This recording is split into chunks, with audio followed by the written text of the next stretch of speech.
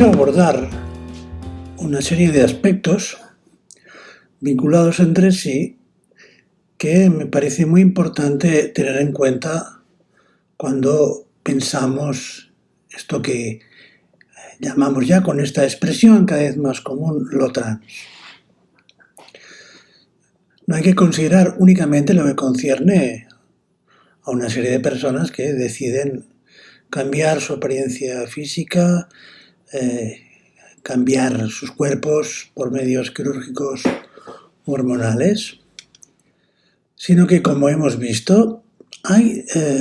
también toda una serie de cuestiones que conciernen al lenguaje, por un lado, y también a la modificación de una serie de leyes fundamentales, como son la posibilidad para una persona de cambiar lo que sería la inscripción de lo que antes, hasta ahora, se ha llamado su sexo y que ahora, precisamente a través de este cambio, esta modificación en el lenguaje, se ha convertido en género.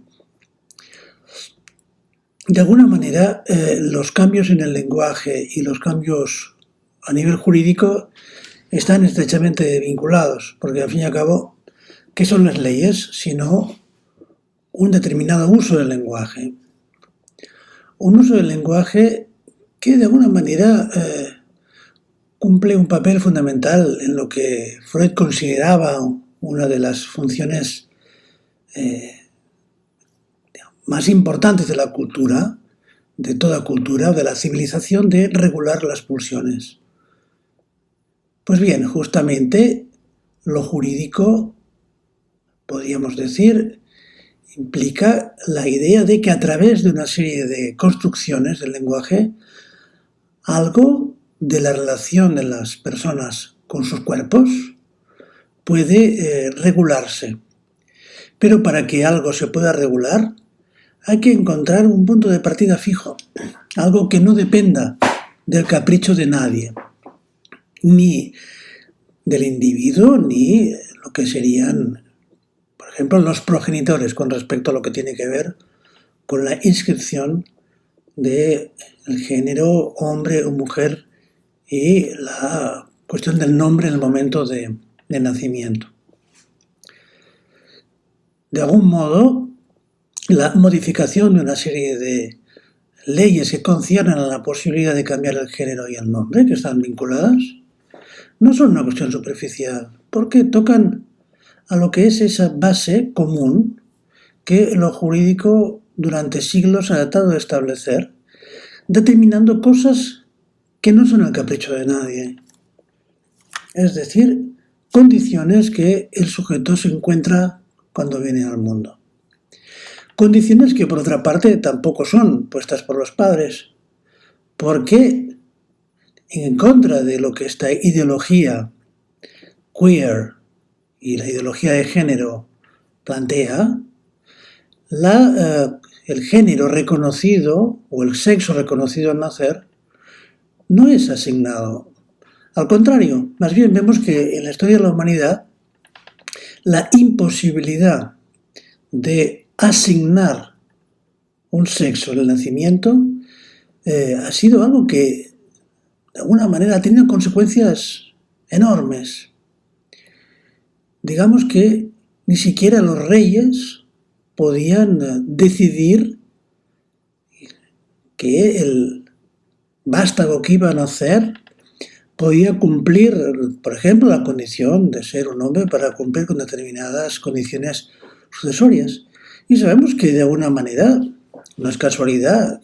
si la historia de la humanidad, por ejemplo, en la época de las monarquías europeas tenemos ejemplos de eso, eso ha condicionado la historia de los países, las guerras, y de algún modo esa imposibilidad de decidir el sexo del vástago que iba a nacer cumplía justamente la función de un límite, es decir, lo que podemos llamar en cierto modo un real, funcionaba como un real. Un real a partir del cual determinado tipo de leyes fundamentales se establecían. Pues bien, de alguna manera, como Jacques Miller planteó hace ya años en Comanda Tuba, en el 2004, asistimos a un cambio de paradigma. Ya no se trata de la civilización montada a partir de estos dispositivos que, por un lado, implican la renuncia. Uno no puede hacer todo lo que quiere, sino que, de alguna manera, también esta renuncia tenía una forma de articulación que era lo que se podría llamar la represión, ¿no? Pero que también, podríamos decir, tenía otro tipo de aspectos conexos, entre los cuales, por ejemplo, la imposibilidad para un sujeto de decidir su sexo era importante porque, en cierto modo, eso constituía el marco para lo que podemos llamar una elección forzada. Es decir, el sujeto se encontraba con que no podía decidir eso y de algún modo eso implicaba cierta renuncia. Una renuncia a, podríamos decir, lo que podían ser otros modos de gozar. Sabemos que Lacan luego desconectó esta idea de la elección del modo de gozar hasta cierto punto de lo que podían ser la dimensión imaginaria, la dimensión de lo que ahora podemos llamar género y que en otra época, en el 58, Lacan llamó las condiciones, el ideal del sexo, el ideal de hombre, el ideal de mujer. Ahora esto es lo que se llama género. Pues bien, es verdad que Lacan, en su última enseñanza, vio que de algún modo es cierto que los modos de gozar con respecto a lo que para el psicoanálisis desde Freud es la cuestión fálica, no coinciden exactamente con lo que son las identificaciones imaginarias de hombre y mujer. Pero aún así, podríamos decir que el cuerpo con el que el sujeto había nacido constituía como mínimo un real de entrada a partir del cual el sujeto se veía obligado a plantear como mínimo algún tipo de elección que suponía alguna pérdida. No se podía tener todo. Es verdad que la anatomía no era un destino, pero la anatomía planteaba un condicionante de entrada fuerte a partir del cual el sujeto tenía que elegir un modo de gozar. Y, de algún modo, podríamos decir, esa entrada del sujeto en el mundo, en el lenguaje, implicaba esta dimensión de alienación que, en cierto modo, implicaba que no todo era algo que estaba en manos del sujeto. El sujeto tenía que pasar de un modo por el otro, y en esa elección algún tipo de pérdida se inscribía. Pues bien, con este nuevo paradigma, no se trata ya solamente de que no estamos en un funcionamiento civilizatorio basado en la represión, sino que también la idea de una condición de partida que el sujeto no elige. Y también la idea de que no es necesario elegir, porque se puede en todo momento decidir lo que se es a partir de un puro acto performativo, introduce una utopía peligrosa, que es la idea de que por el hecho de entrar en el mundo del lenguaje y la cultura, el sujeto no tiene que perder nada. No hay ninguna regulación a la que se tenga que someter. Esto, de alguna manera, lo podemos llamar, en nuestros términos, una forclusión de lo real. Es decir, borrar de entrada lo que constituye una dimensión constitutiva de lo humano, una dimensión que, en cierto modo, queda alterada por este mito de que, en cierto modo, se puede borrar la huella de cualquier pérdida. Se construye de una forma realmente delirante la idea de un individuo que no debe a nada a nadie, no tiene que hacerse cargo de nada que lo preceda, pero por otra parte tiene la posibilidad de gozar de todas las formas posibles sin ningún tipo de elección y pérdida. Por supuesto, esta forclusión de la pérdida no puede no retornar bajo formas peligrosas. Lacan, en diversos escritos suyos, por ejemplo, en un escrito importante en Kant con Sade, ya decía que de algún modo hay algo de un posible retorno en forma de sacrificio de lo que de algún modo pueden ser formas fantasmáticas de pensar un goce sin falla. La dimensión del sacrificio probablemente es lo que estamos encontrando que retorna en forma de esas operaciones que a veces marcan a algunos sujetos jóvenes de por vida con pérdidas cuyo efecto no han podido calcular. Pero, volviendo al punto de partida, la cuestión jurídica es importante porque lo jurídico, creo que podríamos decir, que funciona como un intento de soldadura de algo de lo simbólico con un real. Un real situado en el cuerpo, en esa diferencia, el dimorfismo sexual. Podemos pensar, en efecto, que eso tiene algo de una cierta ficción, pero es una ficción que durante siglos ha permitido como mínimo anudar algo de las reglas que se construyen con el lenguaje y un real del cuerpo que de algún modo no depende de nadie. Ahora, de algún modo, el sujeto hipermoderno,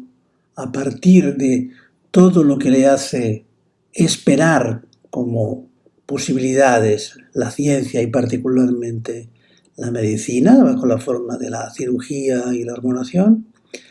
introduce esta idea de que no hay límite. Y, en cierto modo, eso conduce a borrar toda idea de que hay algo en el sujeto, que es lo que de algún modo Freud supo encontrar en la sexualidad, que siempre es, en cierto modo, ajeno en un punto, algo fuera de control. Lo sexual desde Freud y con Lacan justamente es hetero, lo hetero, no hetero en el sentido de la heterosexualidad, sino algo que lleva la marca de una alteridad radical. Pues bien, estas modificaciones profundas que se quieren introducir en las leyes no es una cuestión accesoria, tampoco ciertas modificaciones del lenguaje que van destinadas a construir este mito peligroso, por así decir, del borramiento de la marca del otro, de un sujeto que puede decidir todo a partir de un yo soberano que es completamente transparente a sí mismo y que de alguna manera puede ser el dueño absoluto de su cuerpo y de sus modos de gozar sin pagar ningún tributo al otro. Por tanto, estas modificaciones del lenguaje y en particular